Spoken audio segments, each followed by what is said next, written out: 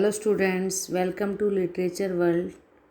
Today we will read chapter 1st, part 2nd. When I went up to university, I was given a room of my own. अब बेटा जब हम लोग board से university में जाते हैं 12th क्लास तक हमारा बोर्ड होता है, उसके बाद यूनिवर्सिटी होती है। तो कहता है यहाँ पर जो खुशवंत सिंह है, जो मेन कैरेक्टर है, दादी माँ का जो पोता है, वो इसी का वही चैप्टर का राइटर है।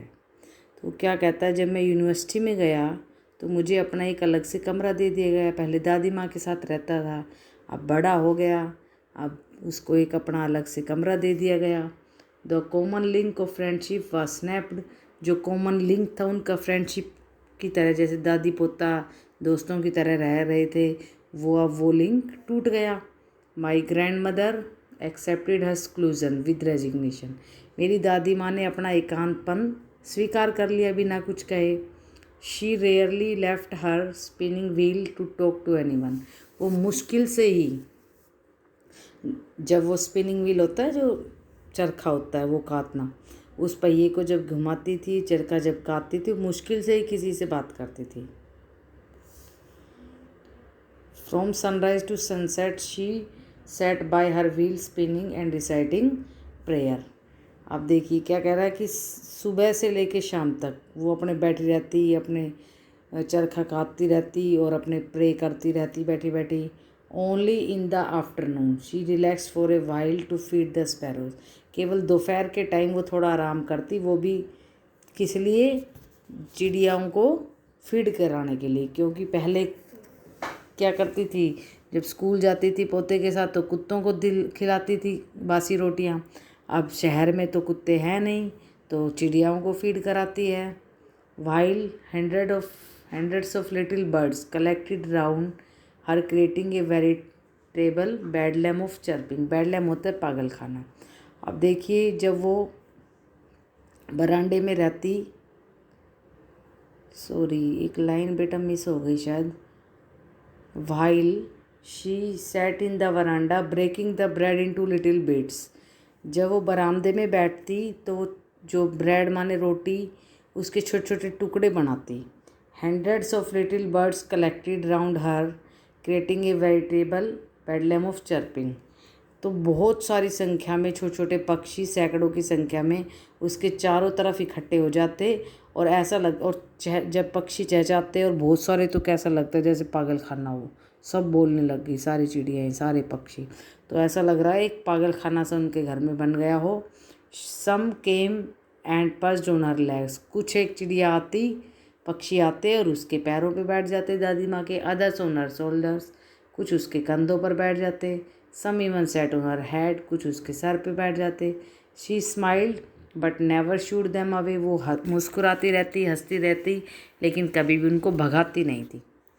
It use to be the happiest half an hour of the day for her. अब देखिए ये आधा घंटा उसके जो है ना दिन का बहुत ही मतलब खुशी देने वाला क्षण होता था, जिस समय वो चिड़ियाओं को फीड कराती थी। When I decided to go abroad for further study, जब मैंने डिसाइड किया आगे की पढ़ाई के लिए विदेश जाने के लिए, I was sure my grand mother would be upset. तो मुझे पता था पक्का कि मेरी दादी माँ कुछ परेशान ज़रूर हो जाएंगी, क्योंकि शुरू से साथ रहती थी, अब बाहर छोड़ के जाएगा तो दादी और पोते का जो प्यार सब में होता है वही उनमें था। I would be away for 5 years, क्योंकि मुझे वहाँ से 5 साल के लिए जाना था दूर विदेश में। And at her age one could never tell. और दादी माँ की एज देखकर कोई भी नहीं कह सकता था, क्या नहीं कह सकता, कि जब वो 5 साल बाद आएगा तो वो अपनी दादी को जिंदा ही पाएगा। ऐसा उसे नहीं लग रहा था। But my grand mother could, लेकिन वो जिंदा थी मैं जब आया। जब she was not even sentimental, she was not even वो सेंटिमेंटल होता है भावुक हो जाना, वो बिल्कुल भावुक भी नहीं हुई थी। She came to leave me at the railway station. वो मुझे रेलवे स्टेशन पर छोड़ने आई। But did not talk or show any emotion, लेकिन ना मुझसे ज़्यादा बातें की, ना ही कोई अपनी भावनाएं उसने शो की दादी माँ ने। हर लिप्स मूव्ड इन प्रेयर, केवल उसके जो होठ थे वो प्रे कर रहे थे। Her mind was lost in prayer, उसका माइंड भी कहीं ना कहीं प्रार्थना कर रहा था। हर fingers were busy telling the beads of her rosary, उसकी जो उंगलियां थी वो बिल्कुल बिजी थी, मतलब ऐसे वो माला के मन के लेके ऐसे ऐसे उंगलियों से कर रही थी, उसमें बिजी थी। Silently she kissed my forehead, और चुपचाप से मेरी दादी माँ ने मेरे माथे पर किस किया। And when I left I cherish the most imprint as perhaps the last sign of physical contact between us, क्योंकि दादी माँ ने उसको किस किया तो फिजिकल कॉन्टैक्ट हुआ, तो उसे ये लग रहा था कि शायद ये आखिरी फिजिकल कॉन्टैक्ट हो जब माँ ने उसे किस किया। मीन्स उसे क्या लग रहा था कि 5 साल बाद तो मुझे मेरी माँ नहीं मिलेगी, इसलिए अब जाते समय किस किया तो हो सकता है आऊँ तब वो मुझे ना मिले।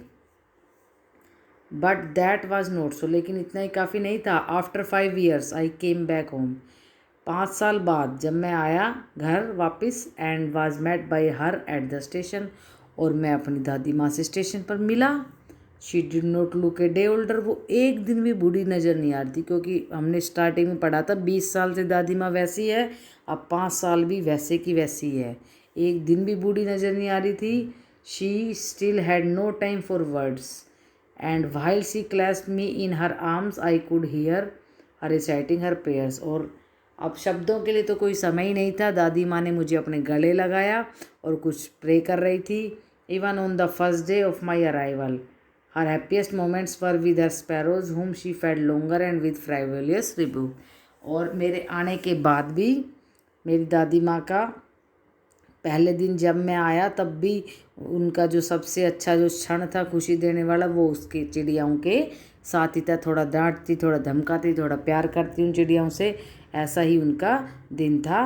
हैप्पीएस्ट मोमेंट जो था, ये नहीं कि पोते के साथ ही बिताए, नहीं, उनको भी फीड कराना है स्पैरोज़ को। इन the evening A change came over हर, शाम के टाइम कहते हैं कि एक थोड़ा सा परिवर्तन दादी माँ में आया। शी डिड नॉट प्रे, वो प्रे नहीं कर रही थी। She collected the women of the neighbourhood, उसने पड़ोस की सभी औरतों को इकट्ठा किया। गोट एन ओल्ड ड्रम, एक पुराना सा ढोलक लिया, एंड स्टार्टेड टू सिंग, और फिर गाना गाने लगी। फॉर सेवरल आवर्स, कुछ घंटों तक।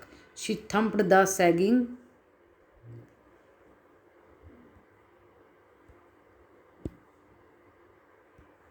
Skins of the dilapidated drum, काफ़ी घंटों तक वो क्या करती रही, उसी ढोलक को पीटती रही, बजाती रही। And sang of the homecoming of warriors, योद्धाओं के घर आने के गीत गाती रही।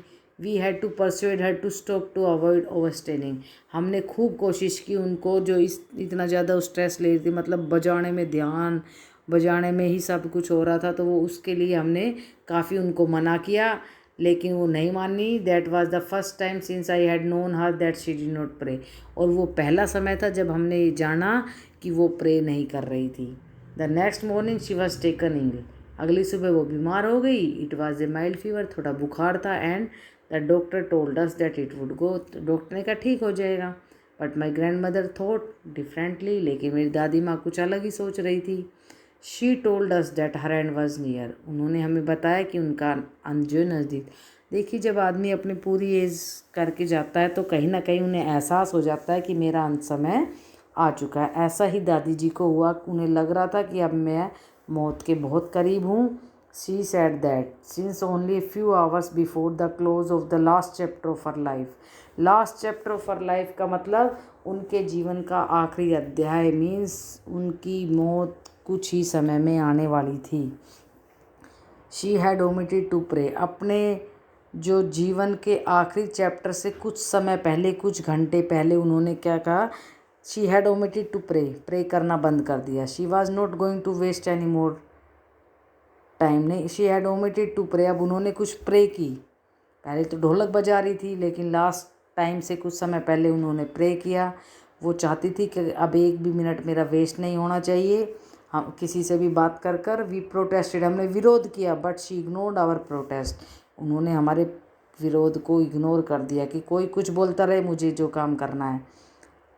शी ले peacefully in bed praying and telling her beads, वो आराम से बेड पर लेट के शांतिपूर्वक प्रे कर रही है, अपने मनकों को जप रही है, माला के मन के जो हैं even before we could suspect, इससे पहले कि हमें संदेह होता, हर लिप्स स्टॉप्ड मूविंग, उसकी होठ जो है प्रे करना बंद कर दिया, हिलने बंद हो गए। And the rosary fell from her lifeless finger, और जो माला थी वो उनके लाइफलेस माने जीवन ख़त्म हो चुका था, उन उंगलियों से गिर गई।